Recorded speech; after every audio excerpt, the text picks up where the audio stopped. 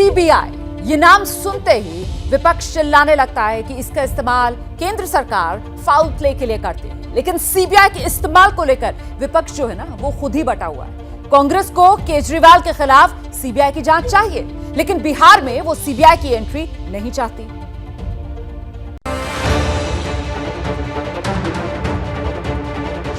दिल्ली में मनीष सिसोदिया के घर सीबीआई छापे पड़े तो सीबीआई सही।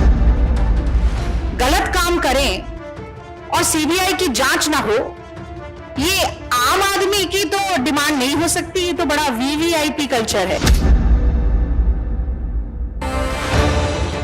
पर बिहार में कांग्रेस बोले सीबीआई नहीं। मनीष सिसोदिया के बैंक लॉकर सीबीआई खंगाले तो एजेंसी भरोसेमंद,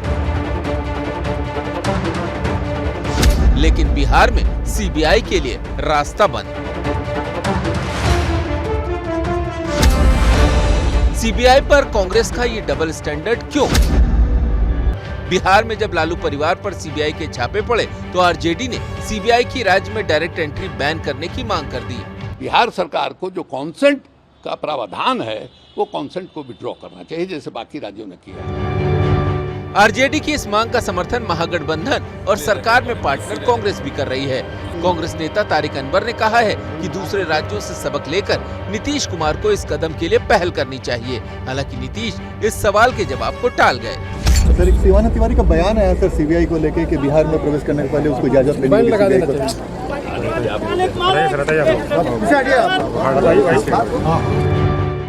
बिहार में सीबीआई की डायरेक्ट एंट्री पर क्या फैसला होता है ये तो वक्त बताएगा, लेकिन कांग्रेस का डबल स्टैंडर्ड सामने आ गया है। ये वही कांग्रेस है जो दिल्ली में मनीष सिसोदिया पर हुए सीबीआई एक्शन से अपनी राजनीति चमका रही है। सीबीआई की प्रथम एफआईआर में मनीष सिसोदिया को नंबर 1 भ्रष्टाचारी माना गया है, तो ये कट्टर ईमानदारी का सर्टिफिकेट है। कांग्रेस की भी मजबूरी है। बिहार में वो महागठबंधन में है, जबकि यहाँ पर सीबीआई के एक्शन से उसे आम आदमी पार्टी की सरकार पर हमला करने का मौका मिल रहा है, जिसमें उसे सियासी फायदा दिख रहा है।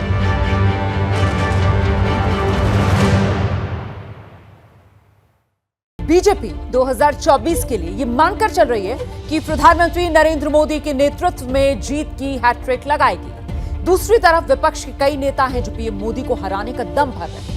उनकी हसरतें पीएम बनने की भी हैं, लेकिन सब मौन हैं। वैसे ममता बनर्जी ने कहा है कि वो खुद पीएम मोदी को हराने का दम रखती हैं, लेकिन कैसे, इस पर अजीब तर्क देती हैं। दरअसल विपक्ष का कंफ्यूजन ये है कि वो एक प्लेटफॉर्म पर नजर नहीं आता। देखिए ये खास रिपोर्ट। हम लोग 24 में बीजेपी के उधर से हटाएंगे। बस 20 महीने की दूरी पर सबको दिख रही है वो ताकतवर कुर्सी जिस पर प्रधानमंत्री नरेंद्र मोदी बैठे हैं। अब कुर्सी तो एक है, लेकिन उसके चाहने वाले हजार नहीं तो 4 साफ साफ दिखते हैं। उनमें से ममता बनर्जी ने 2024 में मोदी सरकार को हराने की हुंकार भरी है। दिल्ली का लड़ाई हमारा आखिरी लड़ाई है, बीजेपी को हटाना और बांग्ला को ठीक रख के दिल्ली से भी जब कोई नहीं रोल लड़ सकता है। हम लोग वादा करती हूँ, हम लोग 24 में बीजेपी के उधर से हटाएंगे। ममता का दावा है कि वही हराएंगी। अपनी पार्टी पर जोर देकर, इशारों में ही सही, ममता ये भी जोर देकर ही बता रही हैं कि विपक्ष में प्रधानमंत्री पद के लिए सबसे प्रभावशाली दावेदार तो वही हैं। इसके साथ ही वो पीएम मोदी को हराने के लिए 33 साल पुरानी कहानी भी सुना रही हैं। राजीव जी का कितना मेंबर था? 400 मेंबर था, लेकिन तब भी राजीव गांधी को हारना पड़ा। नेक्स्ट इलेक्शन में चुनाव जब आएगा वो 0 होकर बैठा रहेगा और रसगुल्ला खाएगा। वक्त और हालात ऐसी तुलना की इजाजत कभी देते नहीं, लेकिन सुविधा की राजनीति तो कुछ भी करा सकती है। राजीव गांधी का सियासी अनुभव कुल जमा 8 साल का था। नरेंद्र मोदी के पास सियासी अनुभव 35 साल का है। राजीव गांधी को प्रधानमंत्री की कुर्सी विरासत में मिली थी। नरेंद्र मोदी ने अपनी राजनीतिक ताकत से इसे हासिल किया है। राजीव गांधी की हार की वजह बोफोर्स तोप घोटाला बना, जबकि मोदी के खिलाफ राफेल रक्षा सौदे में भ्रष्टाचार का राहुल गांधी का आरोप पिछले चुनाव में ही टाएं फिस हो चुका है। राजीव गांधी की पार्टी से निकलकर वीपी सिंह ही उनकी सरकार की हार का कारण बने, जबकि पीएम मोदी के पीछे बीजेपी चट्टान की तरह खड़ी नजर आती है। ममता बनर्जी को यह भी लगता है कि मोदी सरकार के पास कोई मुद्दा नहीं है, इसीलिए ईडी और सीबीआई का इस्तेमाल करके वो विपक्ष को डराती है। वो अपनी सरकार को ईमानदार बताती हैं, लेकिन उनके ही मंत्री पोल खोल देते हैं। अरविंद केजरीवाल दिल्ली में बोला उसको गवर्नमेंट फेंकने के लिए 40 करोड़ का प्लान बनाया, 800 करोड़ का प्लान बनाया, और बंगाल को फेंकने के लिए सीबीआई ईडी का प्लान बनाया। विपक्ष में प्रधानमंत्री पद के लिए जितनी दावेदारी है, सबके पीएम मोदी के खिलाफ और अपने पक्ष में अलग अलग तर्क हैं।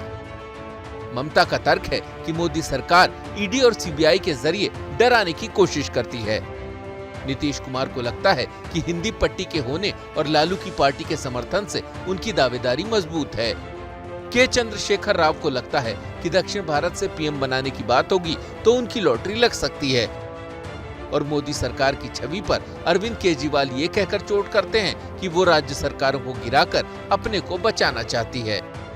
पहले ये सीबीआई और ईडी के केस लगाते हैं 4-5 के खिलाफ, तो दूसरे वाले सारे डर के, जिन्होंने गलत काम कर रखे होते हैं, वो सारे डर के फिर उनको मैसेज भेजते हैं, भाई तुम्हारा भी यही हाल कर देंगे तुम, तो सारे इनके पास आ जाते हैं, फिर ये तोड़ लेते हैं, फिर ये सरकार गिरा देते हैं। जैसे सीरियल किलर का पैटर्न होता है ना, वैसे उसी पैटर्न, सेम पैटर्न है। पीएम पद के इतने दावेदार हैं कि उनमें से एक के चंद्रशेखर राव बुधवार को पटना जा रहे हैं। वहां वो मुख्यमंत्री नीतीश कुमार और उप मुख्यमंत्री तेजस्वी यादव से मिलेंगे। चंद्रशेखर राव अपने नाम पर सहमति चाहते हैं, लेकिन उस स्थिति में नीतीश कुमार क्या करेंगे, जिनकी पार्टी के नेता उनको 2024 में दिल्ली में देखना चाहते हैं। हम लोग सरकार को चलाएंगे और 2024 में बिहार का रहने वाला बेटा दिल्ली के लाल किले पर झंडा फहराएगा। नीतीश कुमार जी देश की मांग बन चुके हैं और नीतीश जी न तो मुख्यमंत्री रह पाएंगे और प्रधानमंत्री बनना तो बहुत दूर की बात है। तो ये उनको रह कर हिलोरे मारते रहता है कि मैं प्रधानमंत्री बन जाऊँ। इसके पहले भी वो इस प्रकार का प्रयास कर चुके, लेकिन उसमें उनको विफलता हासिल हुई है, सफलता नहीं मिल पाई है। 2024 के लिए विपक्षी एकता की कोशिश बहुत बार हुई। कई बार नेता एक दूसरे का हाथ पकड़कर दीवार की तरह खड़े नजर आए, लेकिन जब तब एकता की इस दीवार की दरारें नजर आती रही हैं। कभी ममता उपराष्ट्रपति चुनाव में बाकी दलों से अलग खड़ी नजर आती हैं, तो कभी केजरीवाल अकेले ही 24 की यलगार भरने लगते हैं। 90 के दशक में जब संयुक्त मोर्चा अस्तित्व में आया था, उस मोर्चे के पीछे कांग्रेस की ताकत थी, लेकिन वो कुनबा भी कुर्सी के स्वार्थ में बिखरता रहा। और अब तो कांग्रेस की ताकत भी वैसी नहीं रही। ऐसे में ये क्षेत्रीय छत्रप अपनी महत्वाकांक्षा में विपक्षी एकता कैसे कायम रख पाएंगे, ये बड़ा सवाल है। और उससे भी बड़ा सवाल ये कि अगर ये बिखरे रहे तो फिर मोदी के सामने 2024 में इनका टिक पाना भी नामुमकिन है।